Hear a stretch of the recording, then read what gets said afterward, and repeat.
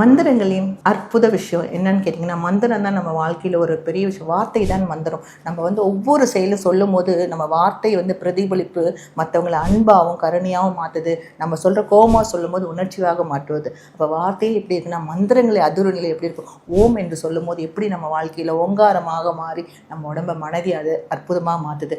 நம சிவாய, ந ம சிவாய பஞ்சாட்சரைங்க. நா என்பது மூலாதாரம், மண் சக்தி.